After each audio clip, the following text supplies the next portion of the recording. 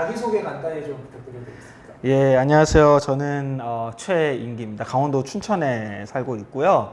현재는 이 춘천에 IBF라고 하는 기독교 선교단체가 있어요. 그 선교단체 춘천 지방의 대표 간사로 섬기고 있습니다. 네. 혹시 만약에 가명을 쓰신다면 저는 팝이 좋아요. 왜냐면은 제 이름이 인기잖아요. 인기가 영어로 popularity 해가지고 줄여서 보통 POP 쓰거든요. 팝으로 예, 최팝. 네, 최팝 간사님이라고 제가 부르기로 했습니다. 네, 오늘 공부 관련한 얘기 조금 해주시기로 했는데 예. 간사님 대학생 시절 전공이 뭐였는지 궁금합니다. 저는 역사하고 철학을 이제 공부했어요. 제가 어릴 때부터 역사 덕후였거든요.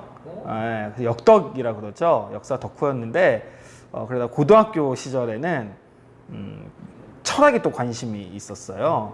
이제 그 두 가지 관심이 있다가 대학을 가려고 하는데, 딱 진학하려고 하는 대학에 당시는 학과 군이라고 하는 제도가 있었어요. 그게 바로 사학 철학과 군이라는 학과가 있더라고요. 학부 같은 건가요? 예, 맞아요. 그래서 제가 그 이름을 보고 사학 철학과 군, 그래서 역사와 철학을 전공하게 되었어요. 혹시 그런 철학이나 역사 관련 공부하면서 혹시 에피소드, 그러니까 내가 생각했던 공부가 아니거나 아니면 뭐 정말 재밌었던 어떤 부분이 있었다면 있을까요?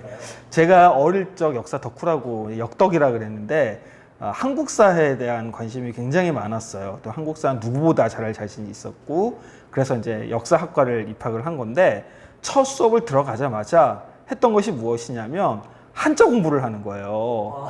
한 주, 두 주 지날수록 한자 공부만 하는 거예요. 그러니까 왜냐하면 이제 옛 문서들을 봐야 되니까 한자 공부가 필수적이거든요. 근데 제가 그건 차마 생각을 못했던 거예요. 그래서 제가 한 학기 끝나고 그 다음 학기에 바로 한국사가 아니라 서양사로 전환을 했습니다.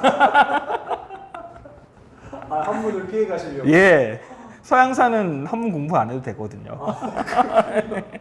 아니 근데 대학 전공 공부 이렇게 내가 하고 싶은 공부인 줄 알고 왔다가 이게 생각했던 공부가 아니어서 의미 없어지는 적이 많은데 우리가 많이 고민하는 건 어떻게 공부할 것인가만 한국사에서 많이 얘기하는 것 같아요. 왜 공부해야 할 것인가에 대해서는 별로 잘 고민을 해보지 않죠. 제가 어렸을 때 MC 스퀘어라고 하는 학습 증진 도구가 있었어요. 예, 거의 굉장히 재미있는 CF 하나가 있는데 이런 거예요. 뭐 중고등학교 같아요. 한 친구는 공부가 너무 안 되는데 바로 옆 짝꿍인 친구는 공부를 너무 집중해서 잘하는 거예요. 그래서 공부가 안 되는 친구가 공부 잘하는 친구에게 물어보는 거예요. 너는 어떻게 공부하니? 라고 하니까 공부 잘하는 친구가 너는 어떻게 공부하니? 그냥 공부하는 거지.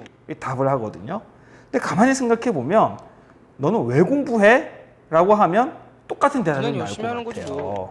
예, 그런 측면에 있어서 우리는 왜 공부해야 하는가에 대해서는 잘 고민하지 않는 좀 환경 속에 좀 살아가고 있다라는 생각이 들고요. 저 역시도 사실은 그렇게 좀 살아왔어요. 저는 특별히 장학금이 굉장히 중요했었거든요. 그 목적으로 해왔는데 어느 순간 공부하다 보니까 또 특별히 그리스도인으로 살아가다 보니까 하나님의 사람으로서 그리스도인으로서 공부한다는 것은 무엇이지?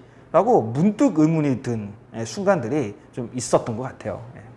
하나님의 사람으로서 또 신앙인으로서 공부는 왜 해야 되나요? 예, 굉장히 중요한 질문인데요. 창세기 1장 27, 28절을 보게 되면 하나님이 인간을 창조하시고 인간에게 가장 처음 주신 명령인 문화명령이라는 것이 있어요. 이 문화명령은 하나님이 인간에게 복을 주시고 하나님이 만드신 창조세계, 피조세계를 잘 관리하고 돌보라고 주시는 그 문화명령이에요. 자, 이 문화명령을 받자마자 창세기 2장 19절을 가게 되면 아담이 가장 먼저 한 활동이 있는데 바로 이름 짓기입니다. 예, 여러분 생각해 보시면 이 이름을 짓기 위해서 먼저 그 대상이 되는 대상물을 잘 관찰을 해야 돼요. 특징이 무엇인지. 그리고 그 대상과 다른 대상을 비교 검토하면서 이 대상만이 갖고 있는 고유한 특징은 이것이구나라고 해석을, 판단을 내려야 되는 거고, 마침내 그 결과를 바탕으로 이거는 이렇게 이름하면 좋겠구나, 소위 정의를 내려야 되는 거죠. 소위 관찰과 해석과 정의라고 하는 인간의 가장 기본적인 사고 활동이 이름 짓기에 동반될 수밖에 없어요. 이 사고 활동이 뭐예요? 즉 연구 활동인 거고 또 하나 공부라고 할 수 있는 거죠. 다시 얘기해서 성경에 기록되어 있는 인간이 가장 먼저 했던 활동은 무엇이냐? 뭐 슬플 수도 있고 그럴 수도 있지만 공부예요. 예, 공부인 겁니다. 근데 그 공부는 왜 하는 것이냐면 바로 하나님이 인간에게 주신 가장 첫 번째 명령인 문화 명령을 수행하는 방법이었어요. 그런 측면에서 그리스도인이 공부해야 될 이유를 여기서 좀 찾을 수 있는 것이죠. 예. 또 다른 관점에서 또 공부해야 될 이유가 또 있을까요? 문화 명령으로 공부를 했을 때는 이 문화 명령이 중요한 건 모든 피조 세계가 복을 누리는 것에 있습니다. 그래서 복된 삶을 살아가는 것에 있는데요. 여러분 보시면 알겠지만 이 하나님이 만드신 세상이 고통하고 신음하고 있어요. 뭐 환경 오염도 있고 부익부 빈익빈의 문제도 있고요. 또 과학과 기술은 발전했지만 지난 20세기에 보았던 것처럼 양차 세계대전이 터지기도 하고요. 또 과학과 기술은 발전했는데 우리 최근에 경험하는 것처럼 전 세계적인 전염병이 오히려 더 확산되는 그런 일들도 좀 볼 수가 있는 거죠. 무엇이냐면 죄로 인한 상태인데요. 이 죄가 오히려 하나님의 창조 세계를 복되게 하는 것이 아니라 바로 더 고통스럽게 하는 건데 그 중에는 오히려 인간이 발전시킨 기술이 그것을 가속화시키는 경우가 굉장히 많습니다. 그런 측면에 있어서 그리스도인이 공부를 해야 하는 두 번째는 구속적 목적이 있어요. 무엇입니까? 우리가 우리의 유익, 우리의 욕망, 우리의 탐욕을 충족시키기 위해서 하는 공부가 아니라 이 공부가 하나님의 원래 목적에 맞는 공부가 되도록 하나님의 창조 세계가 누려야 할 복을 다시 한번 회복시킬 수 있도록 바로 그러한 공부를 우리가 할 필요가 있다는 것이죠. 이 공부에 어마어마한 신앙적인 의미가 담겨 있는 것을 알게 되는데요. 그러면 공부다운 공부는 어떤 모습이라고 이야기할 수 있을까요? 우리가 공부를 하는 이유가 무엇인지 한번 잘 돌아보았으면 좋겠어요. 보통은 이제 성적에 대한 그 욕망이 있고요. 또 취업에 대한 또 현실적인 필요가 있고 아니면 조금 더 좋은 학력을 얻고자 우리가 공부를 하는 경우가 있는 것 같아요. 그런 공부보다는 우리가 그리스도인이기 때문에 앞에서 이야기했었던 하나님의 창조 세계를 복되게 하는 이 공부를 내가 해야겠다라는 이 의식을 가지고 공부해 나가는 것이 참 중요하다라고 생각을 합니다. 즉, 이 공부가 그저 공부가 아니라 하나님의 문화 명령을 순종하는 신앙의 행위라는 것을 반드시 기억할 필요가 있어요. 그런 측면에 있어서 하나님께 순종하고 하나님을 예배하는 것은 교회 예배당만이 아니라 강의실에서 전공서적 읽으면서도 얼마든지 할 수 있는 거거든요. 그러니까 공부하는 것 자체가 하나님께 순종하는 신앙행위다. 바로 이러한 의식을 가지고 공부할 필요가 좀 있을 것 같아요. 그런 공부의 최고의 예를 좀 꼽으라고 한다면 전 다윗을 좀 들고 싶습니다. 시편 8편을 보게 되면 다윗이 하나님의 성품을 묵상하고 찬양하고 예배하는 장면이 등장하는데 시편 8편에 다윗이 무엇을 통해서 하나님을 예배하냐면 주의 손가락으로 지으신 하늘과 주의 손가락으로 만드신 해와 달과 별들을 보면서 하나님의 성품을 묵상하고 찬양하고 예배하거든요. 즉 하나님의 창조 세계를 살피고 관찰하고 공부하면서 하나님을 알아갔다라는 것을 대표적으로 보여주고 있는 것이죠. 그래서 공부다운 공부는 우리가 오히려 하나님의 창조 세계인 전공의 영역을 공부할수록 하나님을 더 알아가는 것이 좀 공부다운 공부가 아니겠는가라고 생각할 수 있어요. 또 하나 얘기하자면 하나님의 손가락으로 지으셨으니까 그 창조 세계에는 뭐가 있겠어요? 하나님의 지문이 있겠죠. 하나님의 지문을 어디서 찾을 수 있다? 하나님의 창조 세계를 공부하는 중에 찾을 수 있다. 이게 굉장히 흥미로운 것 같아요. 그래서 공부하면서 하나님을 발견하는 그런 공부가 되기를 바라고 그런 것이 좀 공부다운 공부가 될 수 있다라고 생각합니다.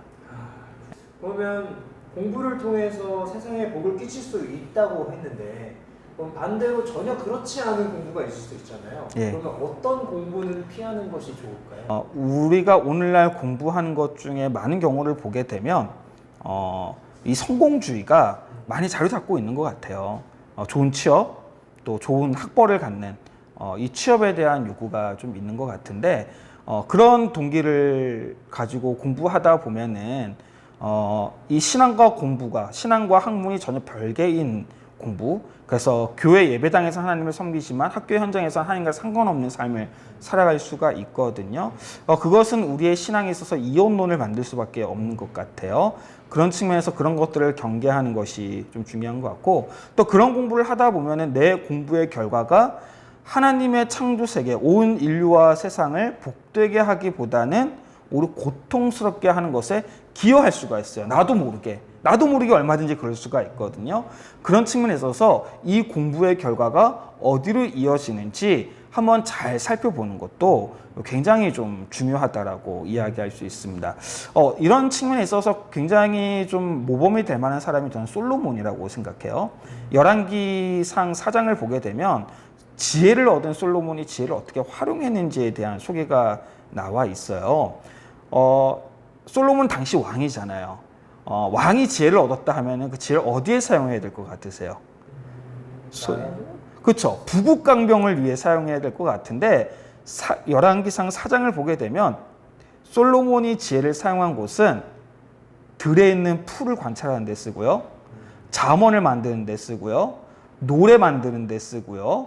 또 나무를 관찰하는 데 쓰고요. 새와 또 짐승을 관찰하는 데 그 지혜를 사용합니다. 이거 굉장히 당황스러워요. 부국강병을 이루는 데 지혜를 사용하지 않더라는 거예요. 오히려 솔로몬은 그 지혜를 가지고 일상의 영역을 알아가고 하나님의 창조 세계를 알아가는 것에 사용했다는 것을 너무나 잘 보여주고 있습니다. 그런 측면에 있어서 우리는 솔로몬의 지혜를 바라고 추구하지만 정작 솔로몬의 지혜를 어떻게 사용했는지에 대한 관심은 잘 없는 것 같아요. 그런 측면에 있어서 솔로몬이 지혜를 사용했던 것처럼 나는 하나님 주신 지혜를 어떻게 사용하기를 원하는지, 나는 무엇을 위해 내 지성을 사용하기를 원하는지 한번 잘 관찰해 볼 필요가 있다고 생각합니다.